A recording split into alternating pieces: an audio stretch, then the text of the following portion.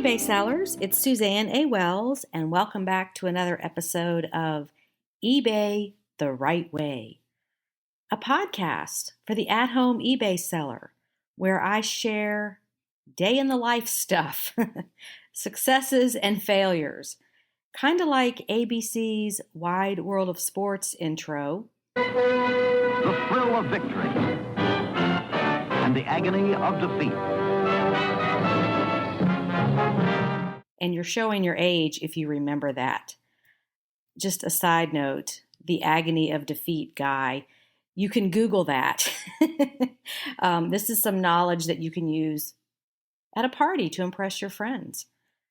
The only thing that happened to him was a broken ankle and a concussion. And he was really only famous in the United States for being in that intro video. He didn't understand why he was famous in the United States, but he will forever be known as the agony of defeat guy. Anyway, this is episode 14. Okay, first thing is the YouTube update. I just wanted to say a general word about YouTube comments. I personally go through every single comment and reply. And I appreciate every single viewer. And you can rest assured that it is me reading and replying to the comments, not an assistant. However, if you have a long, detailed, or personal story, those kinds of things take a lot of time to read and answer.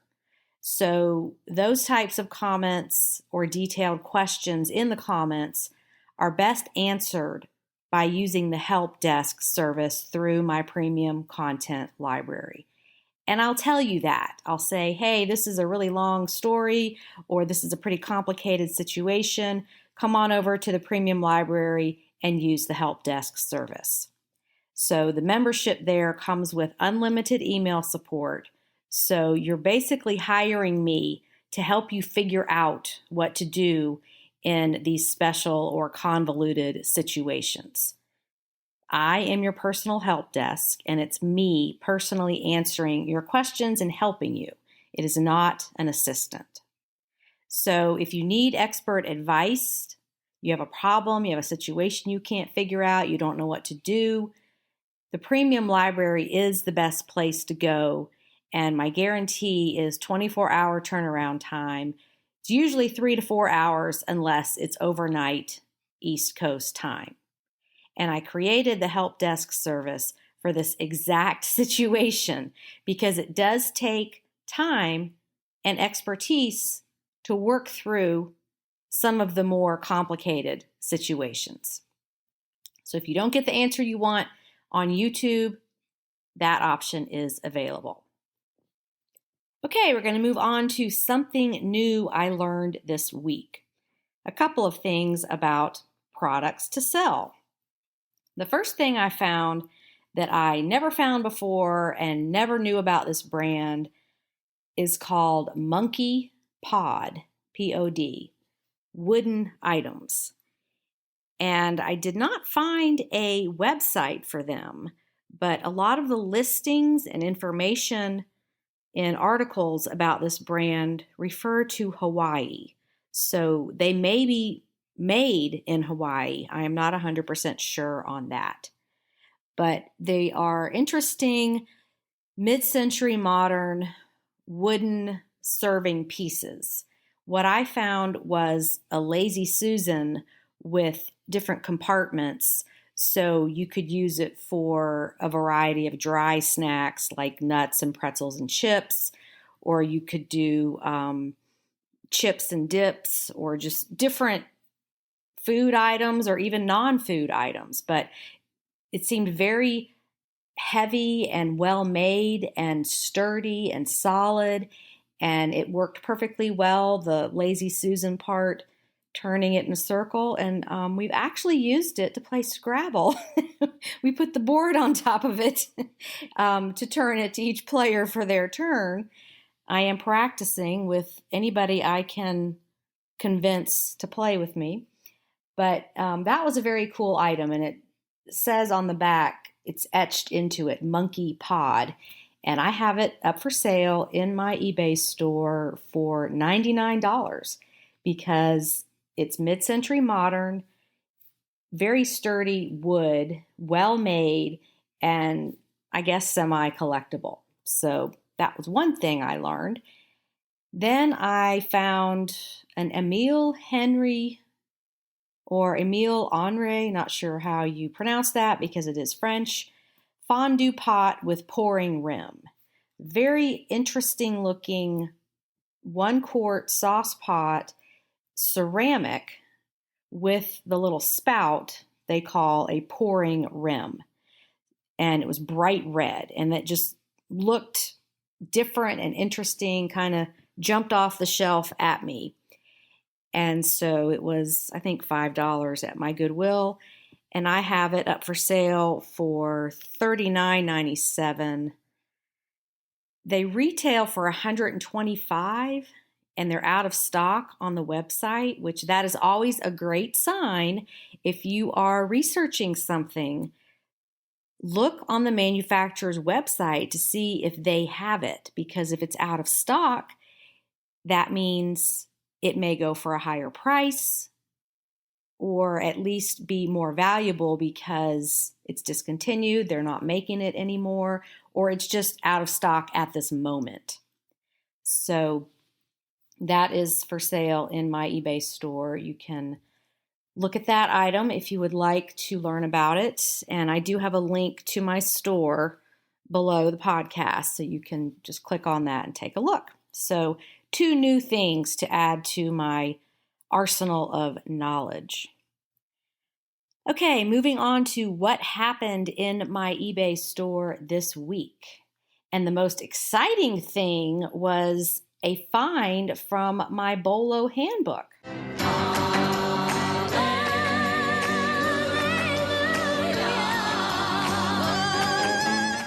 So, students, let's get out our handbooks and turn to page 137, and that's the thing I found. And this was just so exciting because I'd never found one before. Also very exciting was that this item only cost $1. And for my research in the book back in March of this year, 2021, the average selling price is $175. That's the average. There were some above, there were some below. However, when I researched it again after getting home and going on to Terapeak and looking back 365 days, only 4 were sold over the last 12 months. So this was definitely a rare but findable item. And the prices over the last 12 months from June 2021, when I did the research, were $200, $179, $157, and $120. So I'm going to price mine at $225. No best offer, and just see what happens. The other great thing was that 0 are listed. So mine will be the only one. There's not any listed anywhere else on the internet. And this is an item from the 90s. So mine's the only one. So that is an excellent position to be in when you find something rare and collectible, when you are the only person that has it, and only a few have sold over the last year. And what I love about this particular item is that within its category, it's very recognizable and stands out among all of the other items.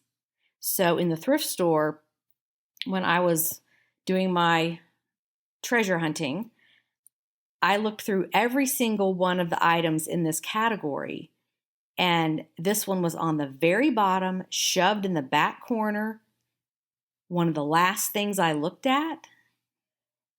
And I just wonder, how long has it been here? How many people have passed this over that didn't know how valuable it was? How many people bothered to look through every single one of these things? And not many, because the tag on it has the date it was put out, and it had been there for 5 weeks. So these things are out there. So while this item is rare, this is more evidence that if you seek, you shall find. These rare items are out there and sellers are finding them. And you never know if the very next thing you look at will be that huge score. So keep the faith. And most importantly, if you don't have your BOLO handbook yet, get one. Lots of items in there that you won't believe would sell for such high prices. This is what most people are telling me once they receive their book and either post a testimonial on my Facebook group or email me. They say, I would have passed by a lot of these items because I didn't know. So this is one situation where knowledge is power. Okay, moving on to another victory. This episode is heavy on the thrill of victory part. I finally sold an item I'd had for almost a year. I paid 75 cents for this item. It sold for $70. It was a men's ostrich skin belt. I actually have a video on my YouTube channel about this find. It was a belt, a men's size, 2 extra large, 52-inch length belt with sterling silver belt buckle hardware attached to it. There were several pieces, so it wasn't just one belt buckle. But this item was the sale color, so it had been in the store for 5 weeks. Belts are $3 at my Goodwill, and I took this apart and sold it in 2 separate pieces. So my initial investment on the entire belt was $1.50 because it was the half price color, and then each piece, the belt itself and the hardware, were 75 cents. That is how I entered it into my spreadsheet to track the cost. So the hardware sold about a month ago for $400. 75-cent investment sold for $400. And then the belt itself, the ostrich leather belt, sold for $70. Now these 2 items took a while to sell, but they were very unique. And so patience is a virtue. But for $1.50 to walk away with $470 in sales, that's what keeps us doing this business. And these kind of things don't happen every day. It takes some patience, but you just have to keep looking, and these treasures are out there and you'll find them. I was shocked that this belt was still in the store after 5 weeks. Nobody else bought it. It was still there. So how many people overlooked this item because they were in a hurry?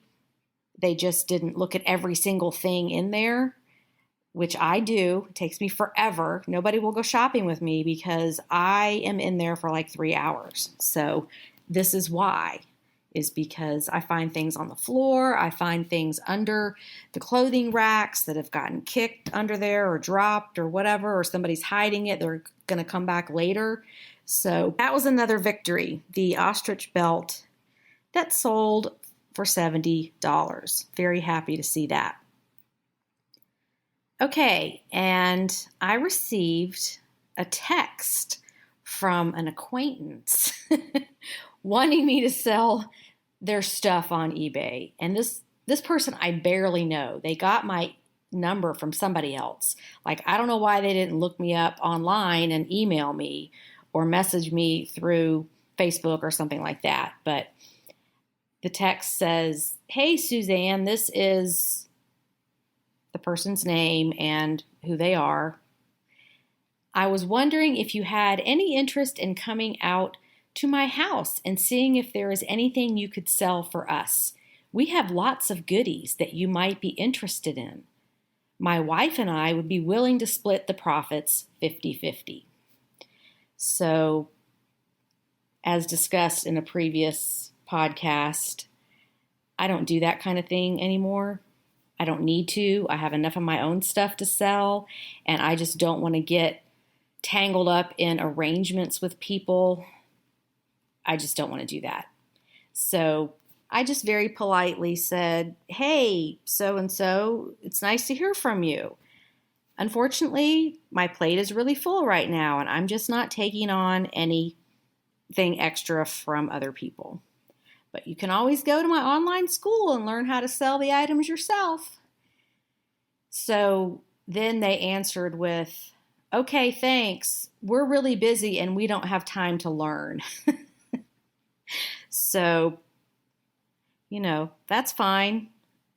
But what's funny is I'm really busy too. I don't know what makes people think that other people are less busy than they are. Like that person's time is more valuable than mine. So I have to rein it in sometimes. That's why I do these podcasts, so I can just rant and it can go out into the ethers and go away. But I really don't like that answer. It's like, "Oh, I don't have time, but you could do it because I'm sure you have lots of time that you can spend on my stuff." Anyway, moving on.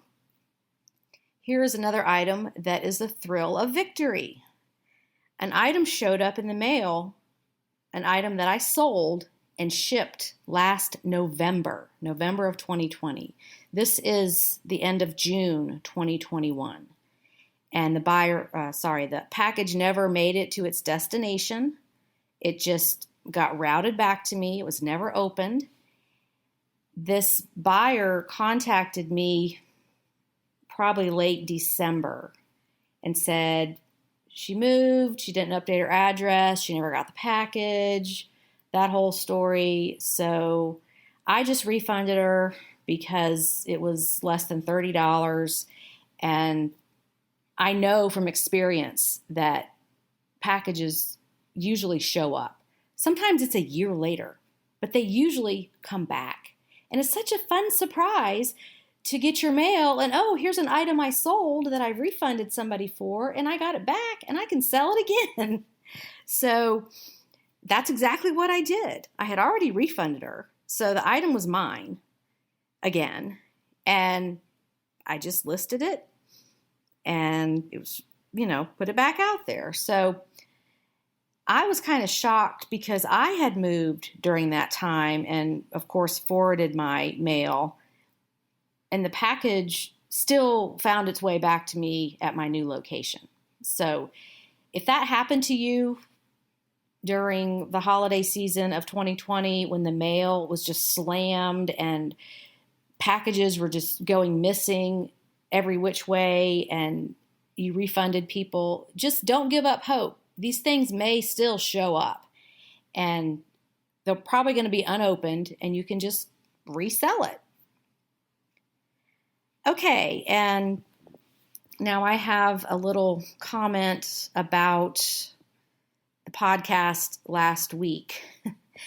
I put the podcast out on social media and mentioned the word Ambien in the title because remember, if you listen to it, you'll remember that I was talking about how I was sending offers in the middle of the night, like half asleep, and I goofed, and then I went into a discussion about what happens to people on Ambien. They do all kind of crazy things. Well, several people just immediately commented, like, "Oh, you're not allowed to sell Ambien on eBay. I hope you're not selling prescription drugs on eBay. That's not allowed." And just, blah, blah, blah, all this stuff about don't sell Ambien. And come on, people.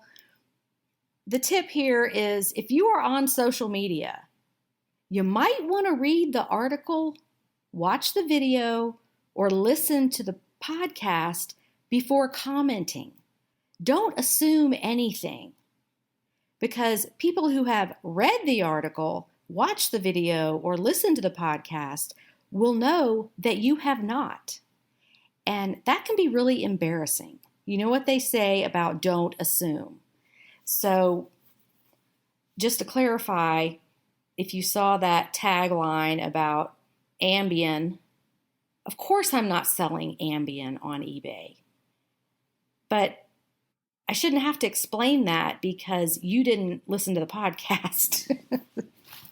So that just goes for anything on social media.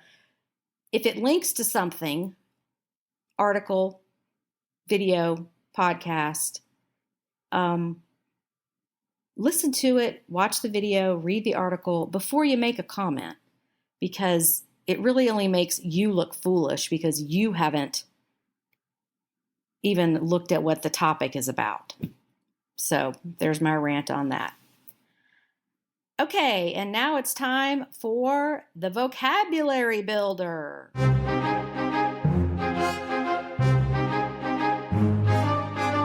And I'm really just going to go over the difference between two items that are commonly confused.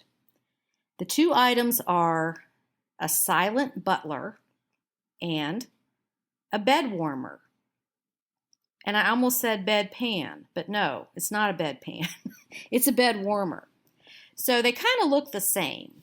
There's a metal, some kind of mixed metal bowl type item with a lid that flips up, and there's a handle on this, usually a wooden handle.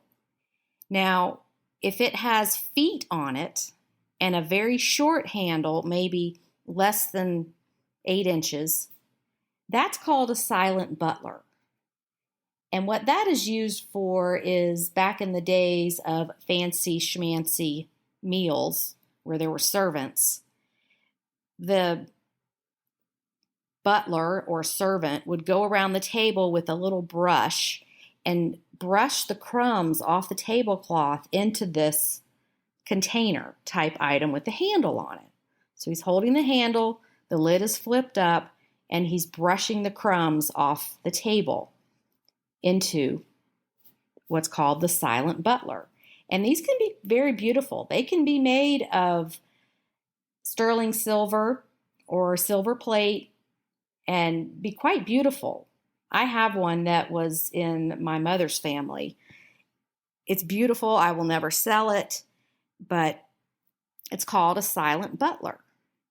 Now, its cousin is the bed warmer. And that is the same type of sterling silver or silver plate bowl container type item with a lid that flips up, but it's on a very long stick, maybe a 2 to 3 foot long stick. And there's no feet on the bottom of the metal part. And what that's used for back in the day, before electricity, you would put hot coals from the fireplace into this item, into the bowl part, the container, and then you would hold the wooden handle because the metal part's going to get really hot. You can't touch it. And you'd run it between the sheets of the bed before you got in at night to warm it up. And you'll see these in really old movies or like on old paintings or even Christmas cards where the bed warmer is hanging by the fireplace. And it's this round metal thing on the end of a really long wooden stick. So I see these get confused all the time on eBay where it will be a silent butler and they're calling it a bed warmer. A bed warmer is not going to have a really short handle. It's going to have a long handle and it's not going to have feet on the bottom. So you're more likely to see the silent butlers out there in the world when you're treasure hunting than the bed warmers, because those go back, 150 years. Silent butlers were used, probably still used today if you're in fancy social circles. So Google those two things, silent butler and bed warmer, and look at the difference, and now you know. And now for the main topic of this podcast, I wanted to do a reality check because I see this question all the time on my Facebook group and when working with clients. And of course, all over the internet, everyone's got an opinion on how long it should take to list one eBay item. So let's dissect this so you can see the reality behind it. I'm seeing stuff out there on the internet. Mathematically, this is how many you should be able to do in a day. Well, that's great, but reality and mathematically are two different things. So let's just take a look at what's normal, what's realistic, and what's achievable. And I think people just want to feel like they're normal, that this does take time. eBay is definitely not something that you can speed through. It's definitely different than Amazon, especially when you're dealing with these one-of-a-kind items. There is no way to speed up this process. It just is what it is, and that's the nature of selling thrifted items, things you're getting at the Goodwill bins, where everything's different. It's just time consuming. This information is based on my selling processes that I have been using that have evolved since 2003. Mostly clothing and shoes. So I've sold all kinds of other things too, but this is my passion. Really, I just enjoy selling clothing. I know a lot of people hate it, but it's what I like. So this is the majority of the items I've sold, but I've sold everything else. I've sold tools and baby items and home decor and crafts and paper ephemera items and vintage stuff, and you name it, I've sold it. So what I'm getting at here is I'm basing this report on my own experience selling all kinds of different items. So let's examine how long it realistically takes to list an item from start to finish. And when I say from start to finish, you've bought it, it's sitting in the bag from the thrift store or the garage sale, and you're going to start listing. Now, if you're doing clothing, you may need to steam your items. It just depends on the condition they're in. You always want to wash them. I will put the link to that video. I'm not going to get into that whole discussion, but that is part of the business, so you do need to be washing these clothes you're buying at thrift stores. To sell better than your competition, you have to do better than your competition, and this takes time and effort. If it's within your power to do better and to make your items look better and present them better, why would you not do that? Good things take time. And to be the professional and have your items look better, it's going to take a little more time. Presentation is everything on eBay. All that's between you and your buyer is a computer screen. So, people that I help and I coach and I do store critiques for, it's not what they're selling. It's the presentation sometimes, because eBay's very competitive. And if your item doesn't look great, you're going to get skipped over. And it's not about how fast you can go, how much you can do. It's about how much money you can make. And if you can make more money because your items are presented better, then you should do that. Now, we're not going to count steaming and ironing and all that because not everyone's going to be selling clothing. I'm just putting that in there that some of these are best case scenarios. And if you're having to steam and wash your clothes, that's outside of this. So we're also not looking at relisting unsolds or doing a sell similar on an exact same item. We're looking at an item that you've just purchased and it's going up on eBay for the first time. We are not looking at relisting. And this gets confusing because on my Facebook group, this question is asked quite often. How many items can you list in an hour? Or how long should it take to list an item? And people, they'll be like, oh, I list 100 items a day. And they're talking about relisting unsold items, because I just don't think that's happening with something that you've just purchased that's going up on eBay for the first time. Allow at least 2 minutes per item to take photos. That's the fastest I've ever been able to do it, is 2 minutes per item. Now that's going to include setting up your shot. That can mean putting your shoes in the picture, however you're going to set it up, putting your clothes on the mannequin, the preparation, positioning the item, whatever you have to do to set up the shot. And then you need to take 5 to 12 photos per item. Those of you that are just doing one picture, you need to be doing more for a couple of reasons. First of all, eBay says 8 to 12 pictures for the best SEO. They've come out and told us this. Also, if you just have one picture, the buyer can't see all sides of the item. Rarely is one picture going to do it. You need to show, if it's a three-dimensional item, all sides of the item. If you're doing clothing, you need a picture of the brand and size label, as well as the content tag and several views of the item. The exception here would be if you're doing an item that has a UPC code that's already in eBay's catalog. So like a book with an ISB number, CDs, DVDs, health and beauty products, those kind of things that are new in the package, and you can list them with a UPC code. I'm not talking about those kinds of items. I'm talking about things that you have to take pictures of. And you should be taking all your own pictures. I'll put a link to my video on image theft. Just because other people are doing it does not mean it's allowed.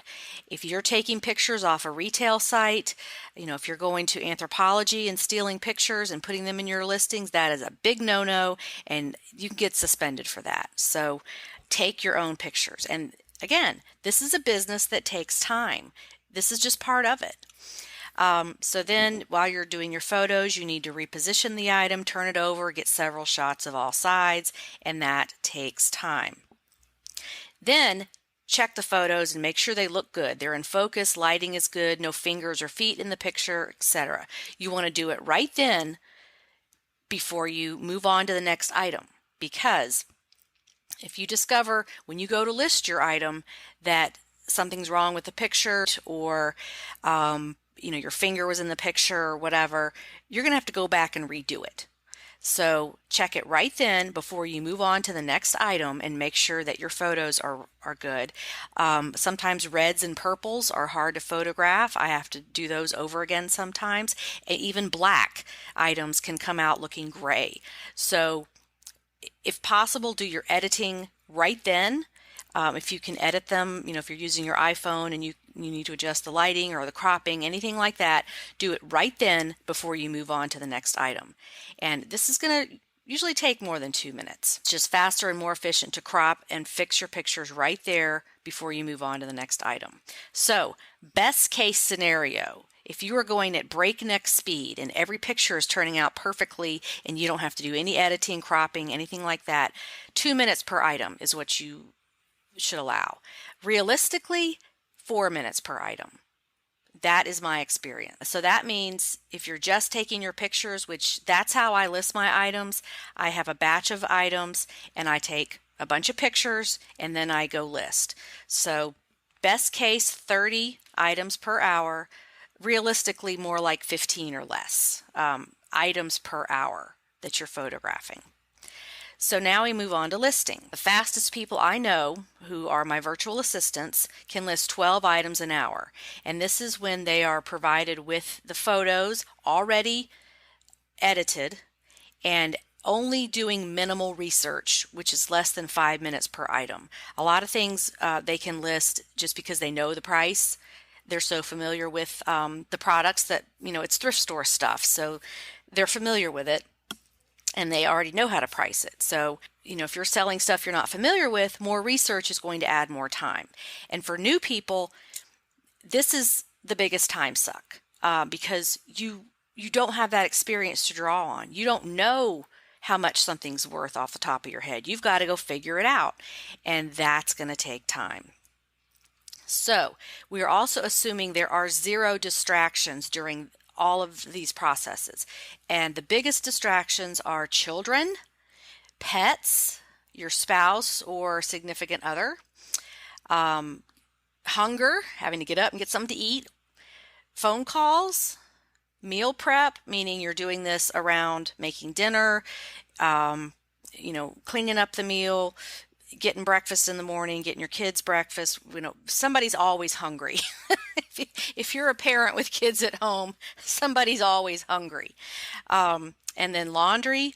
If you're like me, you're doing multiple things. So you're getting up and putting the laundry and switching over the loads and all that stuff.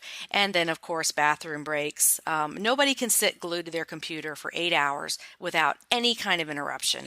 That's not the real world. Very best case scenario, with 100% focus and no interruptions, working at the fastest speed, we're talking photos 30 per hour, 30 items per hour, and listing 12 items per hour. So this is how that works out.